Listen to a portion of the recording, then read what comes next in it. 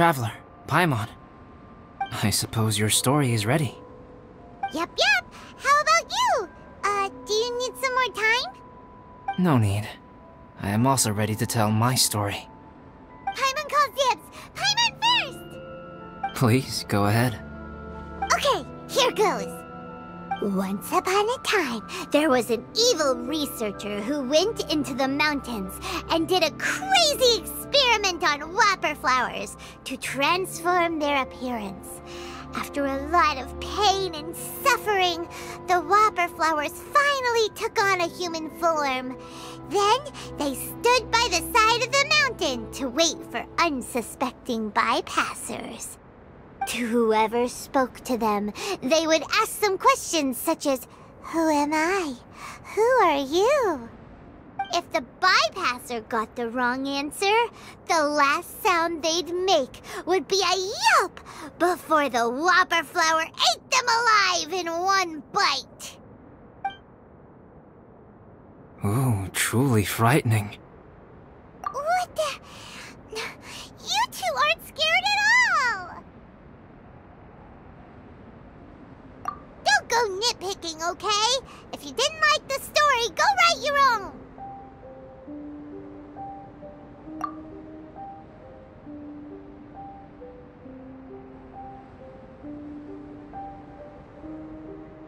In other words, the whopper flowers would ambush and then completely replace their victims.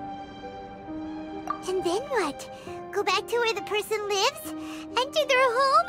Eat their whole family? Paimon made up this story, but now Paimon's the one who's scared by it. It's a good story. Oh, may I write it down? I may bring it up in future conversations. What for? Just to scare people with? Yes. You've got a real mean streak, Albedo.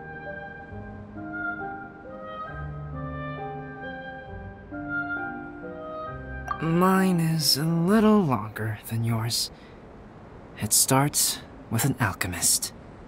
A great alchemist once created Subject 1. Subject 1 was her proudest achievement, and successfully blended into human society. No one ever would have thought that this friend of theirs was in fact a synthetic human. However, unbeknownst to Subject 1, the alchemist had tried the same experiment many times before he had come into being. Some of the rejects from failed experiments had been discarded, but had not died. Subject 2 was one such failed experiment. He was swallowed by a great dragon that came to rest upon a snow-swept mountain. Many years later, he was resurrected by the dragon's mysterious power. He saw all kinds of people on the mountain, including Subject 1, who had somehow miraculously blended in among them. Never in Subject 2's wildest imagination had he thought it possible for experimental life forms such as they to deceive everyone so successfully. He saw the way humans accepted Subject 1 as a friend, witnessed their affection as they addressed him by name. This was what Subject 2 wanted. Now, all that Subject 2 desired was to replace Subject 1 and take the joy of his existence for himself. This is giving Paimon the chills. So scary. Subject 2 began to unfold his plan. He stole Subject 1's books and notes and studied all that Subject 1 had learned from the alchemist. Subject 2 was highly intelligent, and he learned quickly. He changed his face into an exact replica of Subject 1's face. Then, he found a plant with mimicry capabilities and transformed it using dragon blood and alchemy. And so, not only did Subject 2 transform his own appearance to perfectly match that of Subject 1, he also created a third entity, Subject 3. What? There's 3 of them now? But Subject 2 wanted to become a perfected human. So, he erased a mark on both his and Subject 3's necks, for these marks were symbols of imperfection. In my view, it was probably a subconscious act, an instinct. He so desperately craved to become a perfect human being that he forgot something. Human beings are defined by their flaws. Subject 2's plan was meticulously crafted. Subject 3 would draw Subject 1's attention. After Subject 1 disposed of Subject 3, he would assume the threat had now disappeared and would let his guard down. The next moment that Subject 1 was alone, Subject 2 would make his move. He would eliminate Subject 1 and become the only one remaining. He would secretly replace the Subject 1 of everyone's memories and inherit his identity, residence, clothing, sword, name, and friends. People would have no idea that the individual they knew had become somebody else from one day to the next. This is way too scary. Paimon's never gonna be able to trust anyone again.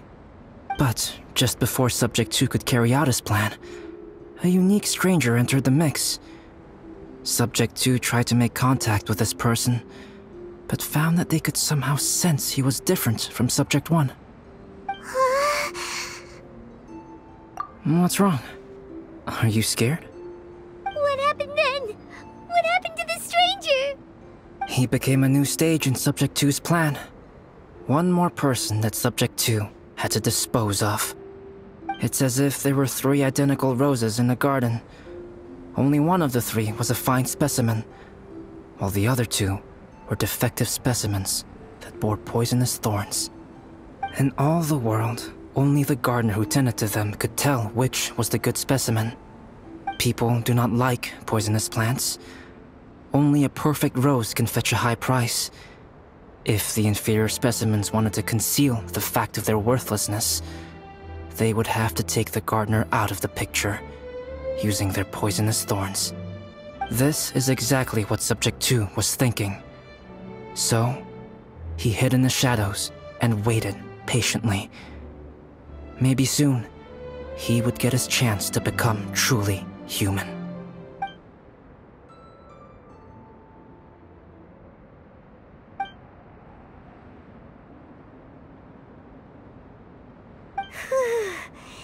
That was intense! So what happened after that? Did Subject 2's plan succeed? Paimon can't bear thinking about it. Fortunately, it is just a story. And even in this story, Subject 2 did not succeed. But you can never let your guard down on Dragonspine. Monsters mutated with Durin's power and blood are also creatures of Rhine-Daughter, just like me. You must beware of all such creatures. I'm glad to hear that. It's okay. I know what I am.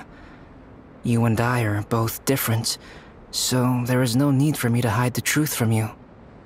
The only thing is that sometimes, when I think about how mighty the power of alchemy is, I feel so small. As beings who set foot in this world, how arrogant are we in desiring to control our destiny, and in desiring to create? Is creation an arrogant act, traveler? If not, why do we call the ones that created us and control us gods? If it is, then what qualifies us to call ourselves creators? How far must we take our reverence and respect, and what purpose does it serve? Nothing special, but whenever I think about it, I feel a twinge of grief. Poor Albedo. Hello? Traveler, are you here? Hey, is that Amber? Thought we might find you here. We're here to deliver a message from Cyrus. There's gonna be a big event down at the base camp, and they want you there too, Traveler. Winter camp is nearing its end. Apparently, even provisional instructors are required to attend. Looks like we need to go, Albedo. Bye for now. Then I won't keep you. I have some things to attend to here, so forgive me for not seeing you down. Don't worry about it. They're have been no issues getting up and down the mountain recently. Is everyone ready? Let's not keep them waiting.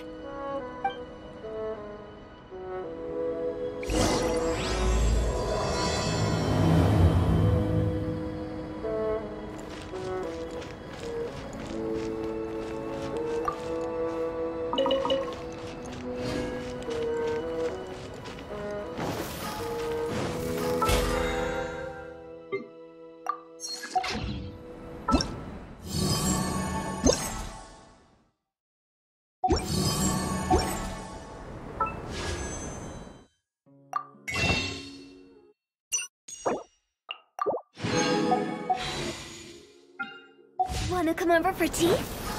Go!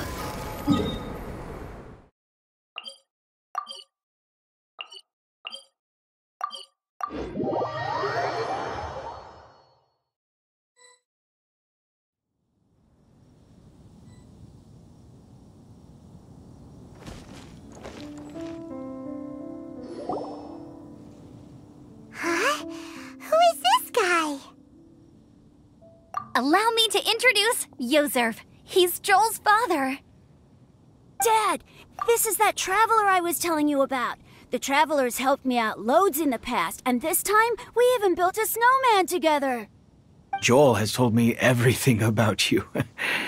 I can't thank you enough. Wow! This is amazing! Wait a second. Why is Cyrus discreetly wiping tears away? And what is Pallid doing here? Pallid is the hero of the hour this time. Go on, Pallid. Tell us what happened in your own words. Okay. The weather was fine on that fateful day, and I had a feeling that Lady Luck was smiling down on me. So I trusted my gut and set off to explore somewhere new, somewhere dangerous. Because where there is great danger, there is also great treasure. Why does this sound so hard to believe? But I had only been away from the group for a short while when I fell down a slope and just started rolling. Uh-oh. Did my bad luck rub off on him when we ran into each other on the mountain? The place I fell to was somewhere I didn't recognize, and I'd sustained a few injuries. I remember thinking to myself, this is the worst luck I've ever had in my whole life. Then I met Yozerv. He'd heard the sound of me falling and came out to see what was going on. Huh? Wow! So it was completely by chance then! I thought he must have been someone from the Adventurers Guild here for the event, but after a few words of conversation, it was clear that he was having memory problems. He didn't even know his own name. The temperature was freezing, and there was no time to deal with all that there and then, so I convinced him to come back to the camp with me and figure everything else out after we got there. We got back to the camp, ran into Joel, and the moment he saw him, he froze for a second with this completely stunned expression on his face, and then he started crying out, "Dad! Dad!" That's when Yozerv suddenly started to remember. My memory has still not fully recovered, but Joel and his mother, they are the only ones that I will not, no, that I cannot forget. Daddy. Daddy's right here, Joel. Daddy's right here.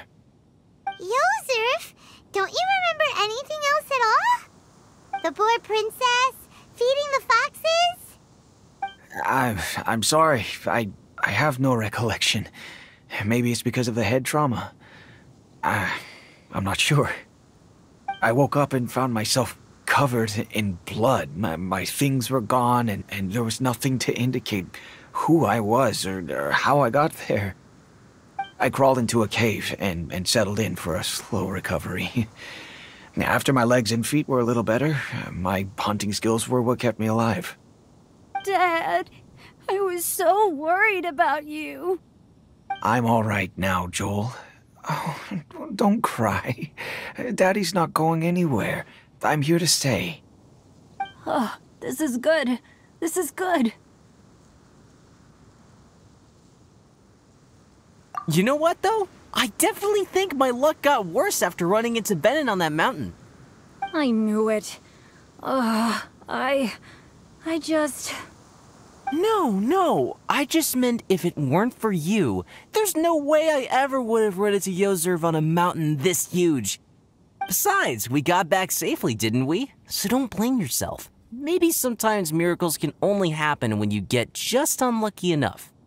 Ballad. When did you become such a smooth talker, huh?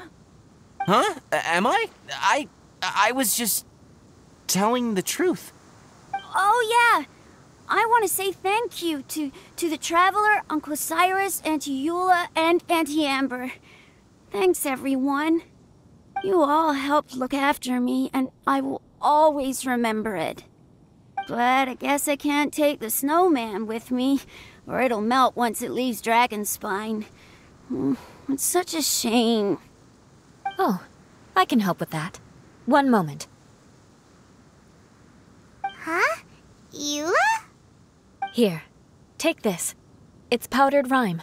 Just add it to your snowman, and it will never melt. Wow! Really? Oh, this is awesome! You're the best, Auntie Eula! Dad, I have an unmeltable snowman now! How cool is that? How can I ever repay you all? Thank you all. Thank you from the bottom of my heart. Dad, I want to go move the snowman. Can we do it now, please? Okay. I'll be leaving with Joel now. I'm sure I'll see you all another day. Very well, very well. It's time for Pallid and I to have another discussion concerning his breaches of adventurer discipline. Huh? But Cyrus, I think I kind of made up for my mistakes this time, you know? See you guys! Oh, I made this for you and Amber. Think of it as a winter souvenir. Aw, are you sure? This must be really important to you. Come on now, just take it. No need to make such a fuss. Wow! Now our snowman won't melt either! Great! You're welcome. Just keep it. That's all I ask. Amber and I have some business to attend to now. See you later. See you! Everyone's gone. Seems like they've all got their own stuff to do now. Oh!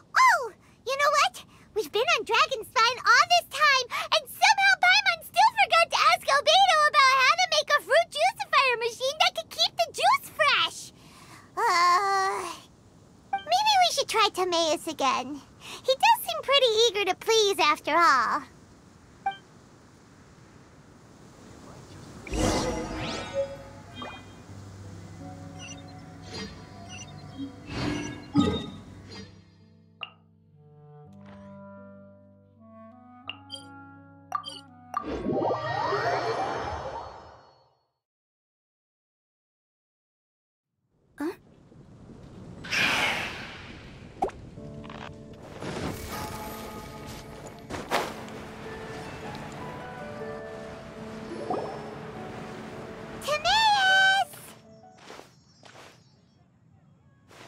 Traveler and Paimon, what can I do for you?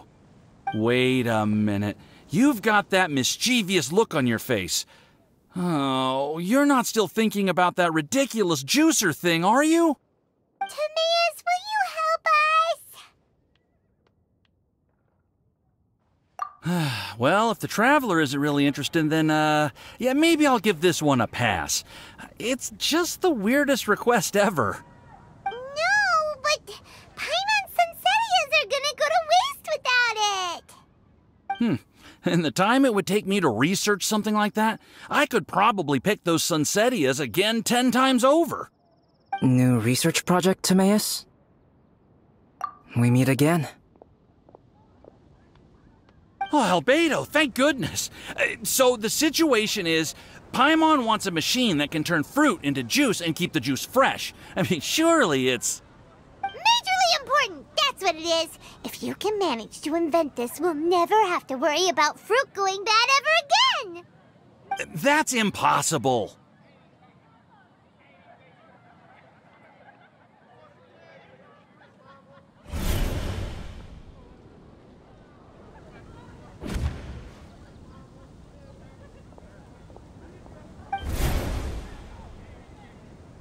Turning fruit into juice is not hard, but keeping it fresh is more difficult. But if you simply want to keep the fruit from rotting, there are many ways to achieve this. Right, Traveler?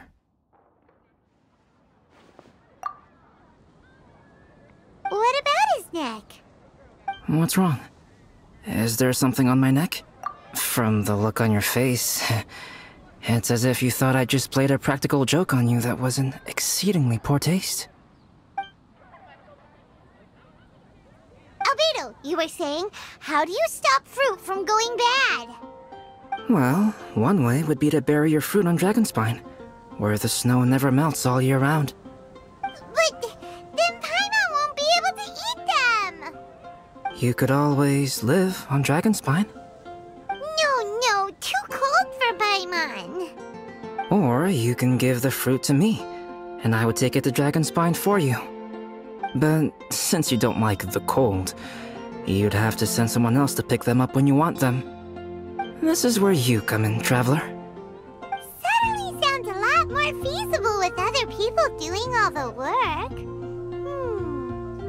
Okay then, shall we go with that idea? Fruit buried on Dragonspine will stay fresh for much longer. However, it is also possible that the fruit will sprout and grow into fruit trees. Who knows?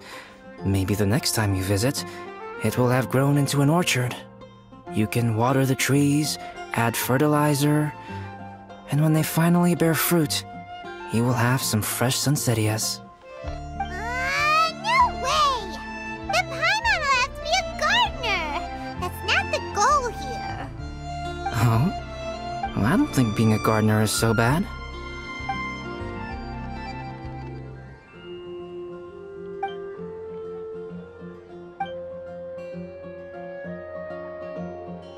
Albedo! Stop trying to get your hands on Paimon's super sweet Sunsettias! It bothers you, does it? Of course it bothers Paimon! They are the rarest, super-duper sweetest Sunsettias ever! And they're not for you! Okay, but they're just Sunsettias. I think you're only so attached to them because you don't have much fruit of this quality in your possession. When someone's pockets are full, and their spirit is fulfilled, they don't easily fall prey to this kind of yearning.